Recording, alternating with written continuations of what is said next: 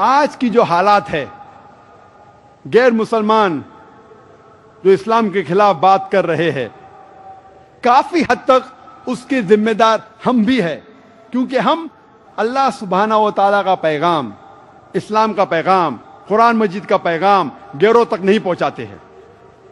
اللہ تعالیٰ فرماتے ہیں قرآن مجید میں، سورہ بقرہ میں، سورہ نمبر 2 آیت نمبر 111 میں، وَقَالُوا لَن يَدْخُلُوا الْجَنَّةَ إِلَّا مَنْ كَانَ هُودًا أَوْ نَصَارَىٰ، وہ لوگ کہہ رہے ہیں یہود و نصارہ کہ آپ مسلمان، آپ جنت میں کبھی بھی نہیں جائیں گے، چاہے آپ کتنے بھی اچھے اعمال کرو، چاہے آپ نماز پڑھو، چاہے روزہ رکھو، چاہے زکوٰۃ دو، چاہے آپ کے ماتھے پہ نماز کا داغ ہو، آپ لوگ کبھی بھی جنت میں نہیں جائیں گے جب تک آپ یہود یا نصارہ نہ بنیں۔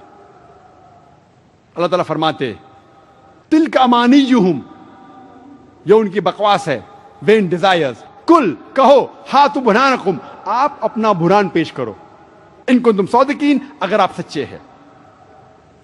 اور اگر اللہ تعالیٰ فرماتے ہیں کہ اگر کوئی بھی ڈینگیں مارتا ہے، بڑی بڑی باتیں کہتا ہے، تو ان سے کہو قل ہاتو برہانکم ان کنتم صادقین، آپ اپنا ثبوت پیش کرو اگر آپ سچے ہو۔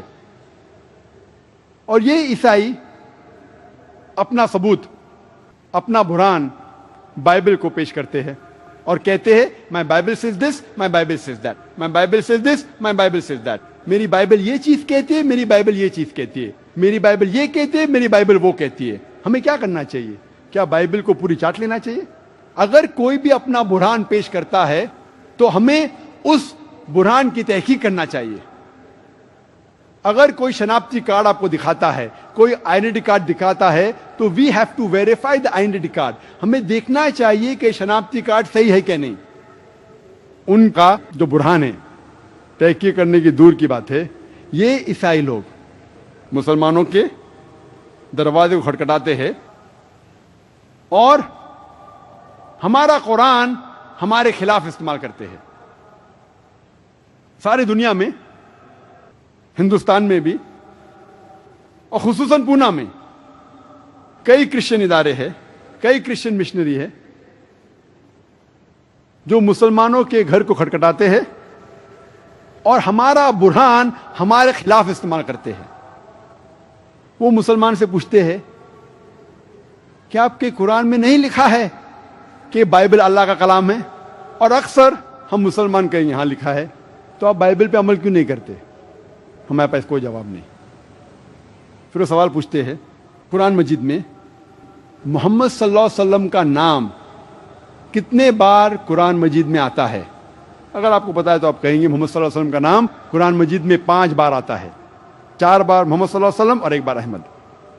عیسیٰ علیہ السلام کا ذکر قرآن مجید میں نام سے کتنے بار ہے؟ اگر آپ کو نہیں پتا ہے تو آپ سے کہیں گے کہ عیسیٰ علیہ السلام کا ذکر نام سے قرآن مجید میں 25 بار آتا ہے۔ فوراً وہ سوال پوچھیں گے کون شخص بڑا، جس کا ذکر قرآن مجید میں 5 بار نام سے ہے وہ شخص بڑا، کہ جس کا ذکر قرآن مجید میں 25 بار ہے نام سے وہ بڑا؟ کون بڑا، 25 یا 5؟ آپ سے سوال پوچھیں گے لیکن آپ کو جواب نہیں دیں گے، وہ آپ کے ذہن کو مجبور کریں گے سوچنے پہ۔ دوسرا سوال پوچھتے ہیں آپ کے آخری پیغمبر محمد صلی اللہ علیہ وسلم کیا ان کے والد اور والدہ تھے؟ بے شک ان کے والد بھی تھے، والدہ بھی تھی۔ نیکسٹ سوال پوچھتے عیسیٰ علیہ السلام، عیسیٰ علیہ السلام کے والد اور والدہ تھے؟ ہم کہیں گے عیسیٰ علیہ السلام کی والدہ تھی، والد نہیں تھے۔ فوراً سوال پوچھیں گے کون بڑا، جو انسان والد کے ذریعے پیدا ہوتا ہے وہ بڑا، کہ وہ انسان جو والد کے بغیر پیدا ہوتا ہے بڑا؟ وہ سوال پوچھیں گے مسلمان سے لیکن جواب نہیں دیں گے، وہ آپ کے ذہن کو مجبور کریں گے سوچنے پہ۔ کون بڑا، وہ شخص جو والد کے ذریعے پیدا ہوتا ہے بڑا ہے، کہ وہ شخص جو والد کے بنا پیدا ہوتا ہے بڑا ہے؟ سوال کریں گے لیکن جواب نہیں دیں گے، وہ آپ کے ذہن کو سوچنے پہ مجبور کریں گے۔ کئی کرسچن مشنری دنیا بھر میں مسلمانوں کے گھر کو کھٹکھٹاتے ہیں، and they are using us like punching bags. They are making nest in our head. ہمارے سر میں گھونسلہ بنا رہے ہیں اور ہم جواب بھی نہیں دے سکتے۔ دوسرا سوال پوچھتے ہیں، محمد صلی اللہ علیہ وسلم زندہ ہے کہ ان کا انتقال ہو چکا ہے؟ اور ہمیں ماننا پڑے گا کہ محمد صلی اللہ علیہ وسلم ان کا انتقال ہو چکا ہے، مدینہ میں دفن ہے۔ عیسیٰ علیہ السلام وہ زندہ ہے کہ ان کا انتقال ہو چکا ہے؟ اور اسلام میں صاف طور پہ لکھا ہے کہ اللہ سبحانہ و تعالیٰ نے عیسیٰ علیہ السلام کو زندہ اٹھایا ہے۔ تو کون بڑا، وہ پیغمبر جو زندہ ہے بڑا ہے کہ وہ پیغمبر جو مر چکا ہے بڑا ہے؟ آپ سے سوال کرتے ہیں لیکن سوال کا جواب نہیں دیتے۔ آپ کے ذہن کو مجبور کرتے سوچنے پہ۔ ہمارا بحران، ہمارا قرآن ہمارے خلاف استعمال کر رہے ہیں۔ دوسرا سوال پوچھتے ہیں، محمد صلی اللہ علیہ وسلم نے کوئی بھی معجزے کیے ہیں؟ ہم کہیں گے ہاں بے شک بہت سے معجزے کیے۔ انہوں نے کبھی بھی مردوں میں جان ڈالی؟ اور میں ماننا پڑے گا کہ قرآن شریف کی کوئی بھی آیت نہیں ہے، کوئی بھی صحیح حدیث میں نہیں لکھا ہے کہ محمد صلی اللہ علیہ وسلم نے مردے میں جان ڈالی۔ ان کا اگلا سوال، عیسیٰ علیہ السلام نے مردے میں جان ڈالی؟ اور میں ماننا پڑے گا قرآن مجید میں صاف طور پہ لکھا ہوا ہے بِإِذْنِ اللہ، عیسیٰ علیہ السلام نے کہا اٹھو اللہ کے نام سے۔ عیسیٰ علیہ السلام نے مردوں میں جان ڈالی۔ تو کون بڑا، جو مردوں میں جان ڈال سکتا وہ بڑا کہ جو مردوں میں جان نہیں ڈال سکتا بڑا؟ سوال کرتے ہیں، آپ کے ذہن کو مجبور کرتے سوچنے پہ، اور اب مسلمان جواب بھی نہیں دے سکتے۔ یہ سارے سوالات کے جوابات اگر آپ قرآن مجید کو ترجمے کے ساتھ پڑھیں گے، یہ سارے سوالات کے جوابات ہیں۔ لیکن افسوس کی بات ہے کہ اکثر مسلمان قرآن مجید کو سمجھ کے نہیں پڑھتے۔ اگر ہم سمجھ کے پڑھیں گے، ان سارے سوالات کے جوابات دیے گئے ہیں۔ اللہ تعالیٰ فرماتے سورہ بقرہ میں سورہ نمبر 2 آیت نمبر 120 میں، وَلَن تَرْضَىٰ عَنْكَ الْيَهُودُ وَلَا النَّصَارَىٰ حَتَّىٰ تَتَّبِعَ مِلَّتَهُمْ، کہ یہ لوگ یہود و نصارہ خوش نہیں ہوں گے تب تک جب تک آپ یہود نصارہ نہ بنے۔ اور غیر مسلمانوں میں دعوت دینا بہت آسان ہے۔ اللہ تعالیٰ فرماتے سورہ ال عمران میں سورہ نمبر 3 آیت نمبر 64 میں، کل یا اہل کتاب، کہو اہل کتاب سے، تعالوا الی کلمۃ سواء بین بینکم، آؤ ہم اس بات کی طرف جو آپ اور ہم میں یکساں ہے۔ سب سے پہلی بات، اللہ نعبد الا اللہ، کہ ہم صرف ایک خدا، ایک اللہ سبحانہ و تعالیٰ کی عبادت کرے۔ اللہ نعبد الا اللہ ولا نشرک بہ شیئا، کہ ہم اللہ کے ساتھ کسی اور کو شریک نہ کرے۔ ولا نشرک بہ شیئا ولا یتخذ بعضنا بعضا اربابا من دون اللہ، اور ہم آپس میں کسی اور کو معبود نہ بنائیں۔ ولا یتخذ بعضنا بعضا اربابا من دون اللہ فان تولوا فقولوا اشهدوا بأننا مسلمون، اور اگر وہ آپ کی بات نہیں مانتے تو آپ شہادت دو کہ ہم مسلمان ہیں۔ یہ آیت میرے نظریے میں قرآن مجید کی دعوتی میدان میں سب سے اہم آیت ہے۔ میں کہتا ہوں یہ ماسٹر کی ہے، دعوتی میدان کے سب تالے کو کھولنے والی چابی ہے۔ اور انشاءاللہ میرے کل کے تقریر کا موضوع ہے مذہب کا صحیح تصور، religion in the right perspective, اور میں اس آیت کے ذریعے انشاءاللہ سارے مذاہب کا صحیح تصور پیش کرنے کی کوشش کروں گا کل۔ اور کل کی تقریر آپ کہہ سکتے کہ اس تقریر کا پارٹ 2 ہے، کس طریقے سے آپ غیر مسلمانوں کو ان کی کتاب کے ذریعے آپ یہ ثابت کر سکتے کہ خدا ایک ہے۔ لیکن اکثر ہم مسلمان دعوتی میدان سے دور بھاگتے ہیں. اور ہم مسلمان کے پاس بہت سے ایکسکیوزز ہیں, بہت سے ایکسکیوزز ہیں. اکثر جب میں مسلمانوں سے کہتا ہوں کہ آپ غیر مسلمانوں سے دعوت کیوں نہیں کرتے, تو وہ کہتا ہے کہ میرے پاس علم کی کمی ہے, انشاءاللہ جس دن میں عالم بن جاؤں گا تو اس دن انشاءاللہ میں دعوت کرنا شروع کروں گا. اگر آپ ٹھہریں گے تب تک آپ شیخ احمد دیدہ جیسے بنیں گے تو وہ دن کبھی آئیں گا ہی نہیں. اگر آپ ٹھہریں گے کہ میں ماہر بنوں گا, ایک بڑا عالم بنوں گا اسلام اور دیگر مذاہب کے موضوع پہ, شیخ دیدہ جیسا بنوں گا اور پھر میں دعوت کے میدان میں آؤں گا, وہ وقت کبھی بھی نہیں آئے گا. اللہ کے رسول محمد صلی اللہ علیہ وسلم فرماتے صحیح بخاری میں, بلغوا انی ولو آیا, اگر ایک بھی آیت آپ جانتے اسلام کے متعلق, آپ کا فرض ہے کہ آپ دوسروں تک پہنچائیں. بلغوا انی ولو آیا, ایک بھی آیت آپ جانتے ہیں, اگر آپ صحیح طریقے سے جانتے ہیں آپ کا فرض ہے کہ وہ غیروں تک پہنچائے. اور ہر مسلمان کم از کم یہ تو مانتا ہے کہ خدا ایک ہے, وہ تو کم از کم کہو. غیر مسلمانوں سے کم از کم یہ تو کہو کہ خدا ایک ہے. ہر مسلمان مانتا ہے کہ محمد صلی اللہ علیہ وسلم اللہ کے آخری نبی ہے, کم از کم وہ تو کہو. آپ اس کو مطمئن کریں گے کہ نہیں وہ دوسری بات ہے. اگر آپ کہیں گے خدا ایک ہے, وہ آپ سے کہیں گا کہ ثبوت دو. اگر نہیں پتا, آج کا دور ہے سائنس اینڈ ٹیکنالوجی کا, کتنی کتابیں لکھی گئی ہے اس موضوع پہ, کئی آڈیو کیسٹ ہے, کئی ویڈیو کیسٹ ہے, کئی ڈیویڈیاں ہیں. اور میں نے بھی ایک تقریر کی ہے خدا کا تصور دیگر مذاہب میں. اگر آپ اس کو پڑھیں گے اور اس کا حوالہ دیں گے غیر مسلمان کو, انشاءاللہ اسے ماننا ہی پڑے گا کہ خدا ایک ہے.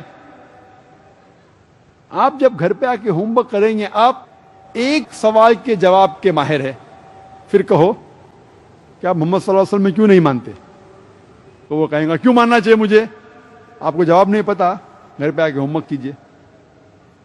میں نے ایک تقریر کی ہے, محمد صلی اللہ علیہ وسلم کا ذکر دیگر مذاہب کی کتابوں میں, اور ثابت کیا ہے ہندو مذہب کی کتاب میں, عیسائی مذہب کی کتاب میں, یہود مذہب کی کتاب میں, پارسی مذہب کی کتاب میں, بدھ مذہب کی کتاب میں.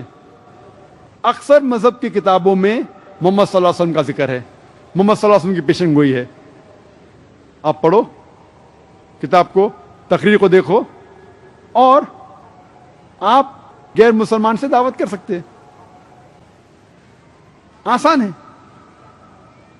پھر کہو کہ آپ صلاح کیوں نہیں پڑھتے, وہ پوچھیں گا کیوں مجھے پڑھنا چاہیے, نہیں جواب پتا, آ کے ہوم ورک کیجیے. میں نے تقریر کی ہے صلاح دا پروگرامنگ ٹوورڈ رائچسنس. اس طریقے سے آپ جب شروع کریں گے انشاءاللہ آپ کو اور علم حاصل ہوگا اور آپ سوال کے جواب دے سکیں گے. اللہ کے رسول فرماتے بلغوا انی ولو آیا, propagate even if you know one verse. اگر ایک بھی آیت آپ جانتے ہیں اسلام کے متعلق, آپ کا فرض ہے کہ وہ غیروں تک پہنچائے. کئی مسلمان مجھ سے کہتے ہیں کہ ذاکر, بہت سے مسلمان صحیح راستے پہ نہیں ہیں, ہم پہلے مسلمان کو پکا مسلمان بنائیں گے اور اس کے بعد ہم غیر مسلمانوں کو دعوت دیں گے. یہ اچھی بات ہے, الحمدللہ مسلمانوں کے ساتھ اصلاح کرنا اچھی بات ہے, لیکن اگر کوئی شخص یہ کہتا ہے کہ میں مسلمان کو پکا مسلمان پہلے بناؤں گا اور اس کے بعد دعوت کروں گا, یہ وقت کبھی بھی نہیں آئے گا. کیونکہ اللہ کے رسول محمد صلی اللہ علیہ وسلم خود اپنے رشتہ داروں کو مسلمان نہیں بنا سکے, تو آپ کیسے کر پائیں گے؟ خود ان کے چچا اسلام نہیں قبول کرے. اور صحیح بخاری کی حدیث ہے کہ مدینہ میں اللہ کے رسول فرماتے ہیں کہ مدینہ میں کئی مسلمان تھے جو فرض صلاح کے لیے مسجد میں نہیں آتے تھے, جمعہ صلاح کے لیے. اور اللہ کے رسول فرماتے کہ میں چاہتا ہوں کہ ان کے گھر میں آگ لگا دوں. یعنی مدینہ میں بھی کچھ مسلمان تھے جو پکے مسلمان نہیں تھے, پھر بھی اللہ کے رسول نے غیر مسلمان تک دعوت پہنچائی. اللہ کے رسول نے پیغام بھیجا کنگ آف ایبیسینیا کو, کنگ آف پرشیا کو, کنگ الیگزینڈر کو, اور کہا کہ اسلام قبول کرو. ان نے نہیں کہا کہ میں پہلے مسلمان کو پکا مسلمان بناؤں گا اور پھر میں غیر مسلمان تک دعوت پہنچاؤں گا. اور اگر آپ اللہ کے رسول کی آخری تقریر کو سنیں گے حجۃ الوداع جو عرفات کے میدان میں, اس وقت تقریباً 1,10,000 صحابہ تھے, اور اللہ کے رسول ان سے پوچھتے ہیں کہ میں نے میرا پیغام آپ تک پہنچایا کہ نہیں, اور سارے صحابہ کہتے ہیں بے شک آپ نے پہنچایا. پھر وہ کہتے ہیں کہ آپ ان لوگوں تک یہ پیغام پہنچاؤ جو لوگ یہاں موجود نہیں ہیں, اور 1,10,000 میں سے 1,00,000 سے زیادہ صحابہ وہ عربیہ کے باہر جاتے ہیں. کیا کرنے کے لیے؟ مسلمان کو پکا مسلمان بنانے کے لیے, غیر مسلمانوں کو اسلام کی دعوت دینے کے لیے. اصلاح کرنا اچھی بات ہے, لیکن یہ کہنا کہ میں مسلمان کو پہلا پکا مسلمان بناؤں گا اور پھر غیر مسلمان کو دعوت دوں گا, یہ غلط ہے. جب آپ مسلمان سے ملتے ہیں ان کے ساتھ اصلاح کرو, جب غیر مسلمان سے ملتے ہیں ان کے ساتھ دعوت کرو. دونوں ساتھ ساتھ ہونا چاہیے. کئی مسلمان مجھ سے کہتے ہیں کہ جب ہم دعوت دیتے ہیں غیر مسلمانوں کو, وہ کہتے ہیں مائنڈ یور اون بزنس, آپ اپنے کام سے کام رکھو. میں ہمیشہ مثال دیتا ہوں کہ اگر آپ اپنے فیملی کے ساتھ کوئی ہل اسٹیشن جاتے ہیں, مہابلیشور, اور وہاں جب آپ ٹیبل لینڈ پہ جاتے ہیں ایک پہاڑی علاقے پہ, آپ کا چھوٹا بیٹا, جب آپ اپنی اہلیہ سے بات کرتے ہیں, آپ کا چھوٹا بیٹا احمد جو 4 سال کا ہے, وہ آپ سے دور ہوتا ہے اور دور پہنچ جاتا ہے پہاڑی کے کنارے کی طرف چلتے ہوئے. جب آپ کو پتا لگتا ہے کہ احمد آپ کے ساتھ نہیں ہے, تو آپ دیکھتے ہیں کہ وہ دور پہنچ گئے پہاڑی کے کنارے پہ. آپ چلانے جاتے ہیں احمد سنبھالو آپ گر جائیں گے, لیکن آپ کی آواز نہیں پہنچتی ہے. اس پہاڑ کے کنارے پہ ایک انسان اپنے ہاتھ پہ ہاتھ باندھے ہوئے نظارے دیکھ رہا ہے. آپ کہنا چاہتے بھائی صاحب میرے بیٹے کو بچاؤ, آپ کی آواز نہیں پہنچ سکتی, لیکن آپ دیکھتے ہیں کہ وہ انسان آپ کے بیٹے کو کنارے کے نزدیک آتے ہوئے دیکھتا ہے, آپ کے بیٹے کی طرف دیکھتے ہوئے مسکراتا ہے, اور پھر سے نظارے دیکھنے میں مشغول ہو جاتا ہے. کچھ دیر بعد آپ کا بیٹا اور ایک قدم لیتا ہے اور پہاڑی سے گر پڑتا ہے. میں آپ سے پوچھنا چاہتا ہوں کہ آپ اس شخص کو دوشی ٹھہرائیں گے کہ نہیں؟ آپ کہیں گے آپ نے میرے بیٹے کو کیوں نہیں بچایا, آپ کے اتنے قریب تھا, آپ کو ایک قدم لینے کی ضرورت بھی نہیں تھی, صرف ہاتھ آگے کرتے تھے اور میرا بیٹا بچ جاتا تھا. لیکن وہ شخص کہیں گا آپ سے I was minding my own business, میں اپنے کام سے کام رکھ رہا تھا. اور دیکھے جاؤ تو وہ صحیح کہہ رہا ہے. اس نے تو آپ کے بیٹے کو دھکا نہیں مارا, اس نے نہیں کہا آپ کے بیٹے سے کہ آپ خود ہی مارو, وہ اپنے کام سے کام رکھ رہا تھا. پھر بھی آپ اس شخص کو دوشی ٹھہرائیں گے کہ نہیں؟ آپ کہیں گے میرا بیٹا تو معصوم تھا, یہ شخص اللہ نے اس کو سمجھ لی, صرف ہاتھ آگے کر لیتا اور میرا بیٹا بچ جاتا. پھر بھی آپ اس شخص کو دوشی ٹھہرائیں گے. اسی طریقے سے اگر کوئی غیر مسلم آپ سے کہتا ہے جب آپ دعوت کر رہے اس سے کہ آپ اپنے کام سے کام رکھو, تو آپ اس کو جواب دینا چاہیے وہی تو میں کر رہا ہوں, میں اپنے کام سے تو کام رکھ رہا ہوں. ہر مسلمان کا فرض ہے کہ وہ غیر مسلمان تک دعوت پہنچائے, تو یہ تو میرا فرض ہے, میں میرے کام سے ہی کام رکھ رہا ہوں. میرا فرض ہے کہ میں آپ تک دعوت پہنچاؤں.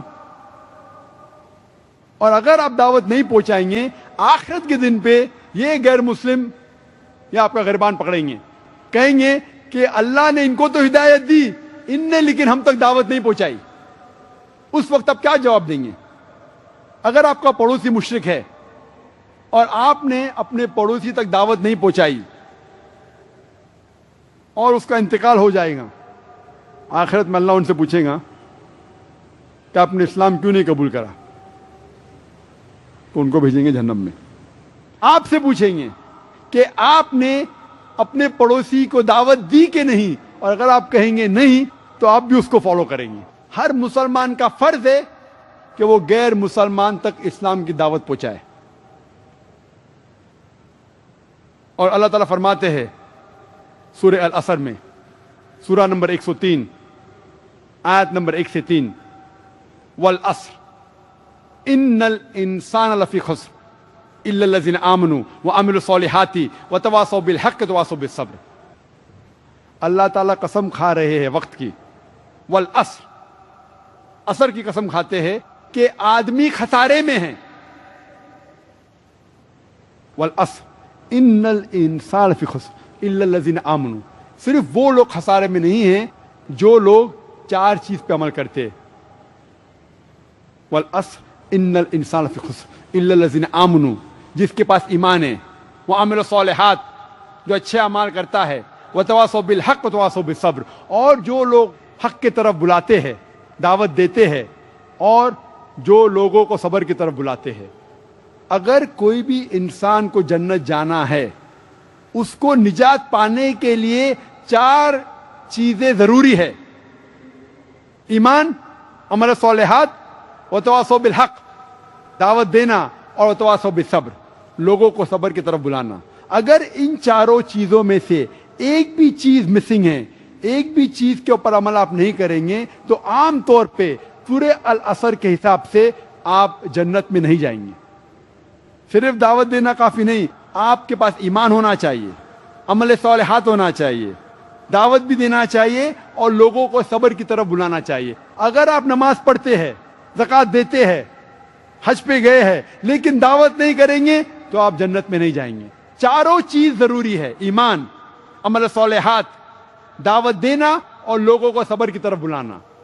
عام طور پہ اگر ان 4 میں سے ایک بھی چیز پہ آپ عمل نہیں کریں گے تو آپ جنت میں نہیں جائیں گے۔ اگر اللہ تعالیٰ آپ کو معاف کرنا چاہتا ہے اور پھر جنت میں ڈالنا چاہتا ہے تو اللہ سبحانہ و تعالیٰ کے اختیار میں ہے، کیونکہ اللہ تعالیٰ فرماتے ہیں سورہ نساء میں، سورہ نمبر 4 آیت نمبر 48 میں، اور سورہ نساء سورہ نمبر 4 آیت نمبر 116 میں، کہ اللہ سبحانہ و تعالیٰ اگر چاہے تو کوئی بھی گناہ کو معاف کر سکتا ہے، لیکن شرک کو کبھی نہیں معاف کرے گا، کیونکہ جس انسان نے شرک کیا اس نے سب سے بڑا گناہ کیا۔ تو اگر اللہ چاہے، آپ کو معاف کرنا چاہتا ہے اور پھر جنت میں ڈالنا چاہتا ہے تو اللہ کے اختیار میں، لیکن سورہ العصر کے حساب سے اگر آپ نے ان 4 چیزوں میں سے ایک بھی چیز پہ عمل نہیں کیا تو آپ جنت میں نہیں جائیں گے۔ اللہ تعالیٰ فرماتے ہیں سورہ نحل میں، سورہ نمبر 16 آیت نمبر 125 میں، ادعو الی سبیل ربک بالحکمہ والموعظۃ الحسنہ وجادل بالتی احسن، آپ لوگوں کو اللہ کی طرف بلاؤ، ادعو الی سبیل ربک بالحکمہ، حکمت کے ساتھ اور حسنت کے ساتھ، اور لوگوں کے ساتھ اچھے طریقے سے آپ بات کیجیے۔ اور اللہ تعالیٰ فرماتے سورہ ال عمران میں، سورہ نمبر 3 آیت نمبر 104 میں، کہ آپ لوگوں میں سے، آپ کی امت میں سے ایک ایسا گروہ پیدا ہونا چاہیے جو فل ٹائم دائی ہے، جو لوگوں کو اچھائی کی طرف بلاتا ہے اور برائی سے روکتا ہے، اور یہ لوگ ہیں جو جنت میں اچھا مقام پائیں گے۔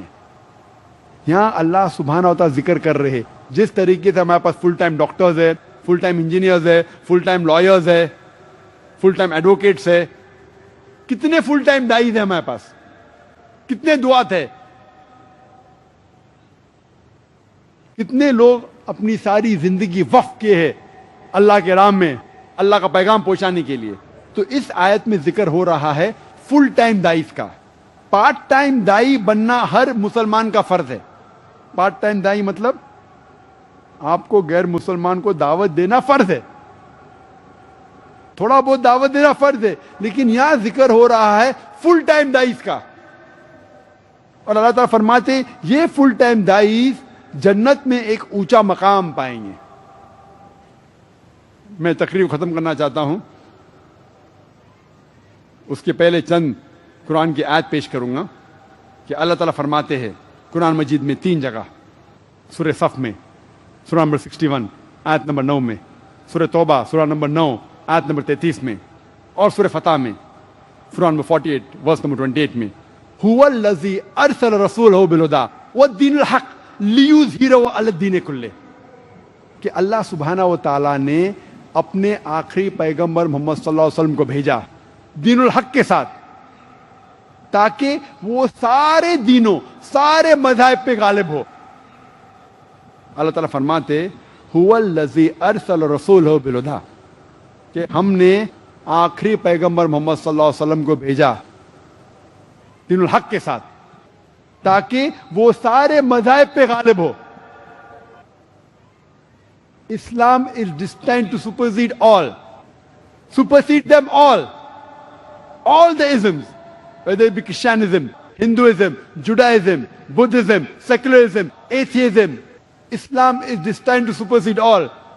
یہ اللہ تعالیٰ کا وعدہ ہے کہ اللہ تعالیٰ دین الحق، دین الاسلام کو سارے دوسرے مذاہب پہ غالب کریں گے، چاہے وہ ہندوازم ہو، کرسچینزم ہو، بدھزم ہو، جوڈائزم ہو، سیکولرزم ہو، ایتھیزم ہو، کمیونزم ہو، سارے مذاہب پہ غالب ہوں گا۔ اور اللہ تعالیٰ فرماتے وَلَوْ كَرِهَ الْمُشْرِكُونَ، کتنا بھی مشرک نہیں چاہیں گے تو۔ 2 جگہ، اور یہ جگہ اللہ تعالیٰ کہتے وَكَفَى بِاللَّهِ شَهِيدًا، اور کافی ہے اللہ شہادت کے لیے۔ میں تقریر کا ختم کروں گا قرآن مجید کے آیت سے، سورہ فصلت کے سورہ نمبر 41 آیت نمبر 33، وَمَنْ أَحْسَنُ قَوْلًا مِّمَّنْ دَعَا إِلَى اللَّهِ وَعَمِلَ صَالِحًا وَقَالَ إِنِّي مِنَ الْمُسْلِمِينَ، کون شخص سب سے بہتر ہے؟ وہ شخص ہے جو لوگوں کو اللہ کی طرف بلاتا ہے، اچھے اعمال کرتا ہے اور کہتا ہے کہ میں مسلم ہوں۔ وآخر دعوانا الحمدللہ رب العالمین۔